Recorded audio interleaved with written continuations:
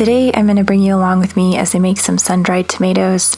I've been making these for at least the last years. I always get a lot of feedback on them because technically they're not sun-dried, but these are very similar to the sun-dried tomatoes that you get in the store.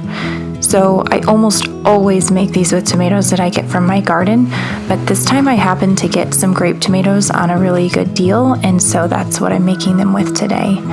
I just start with washing the tomatoes, and then I'm going to cut them up, and I cut the grape tomatoes into either halves or thirds, just depending on the size of the tomato.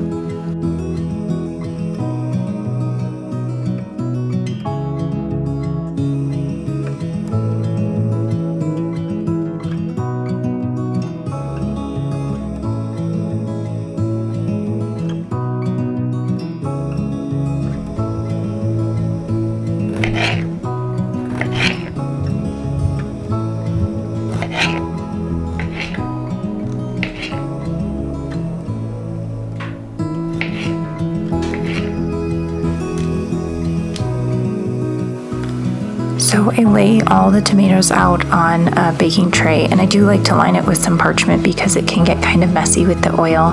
And then I like to lay the open side up so that they can get better oil and salt inside the tomato versus if the skin was on the outside.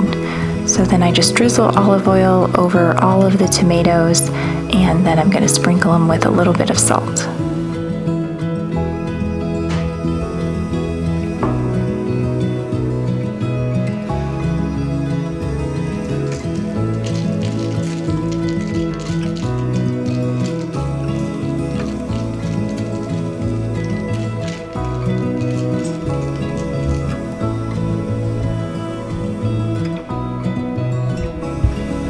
Once they're all ready to go, I put them in the oven at 275, and they will have to bake for about 2 to 3 hours. You'll know that they're done because some of them will start to get brown around the edges of the pan.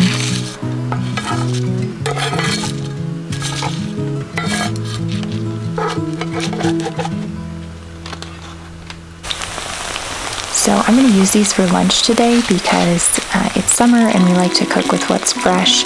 So I'm making some zucchini patties to have with our lunch, and then I'm going to make some scrambled eggs and use the sun-dried tomatoes in them. The zucchini patties are really easy. It's just some spices and herbs, shredded zucchini, and a little bit of coconut flour to help bind them. And then with the scrambled eggs, I always make 2 eggs per person. That seems to be a good amount. And today I'm going to add in a little bit of leftover ham that I have and the sun-dried tomatoes.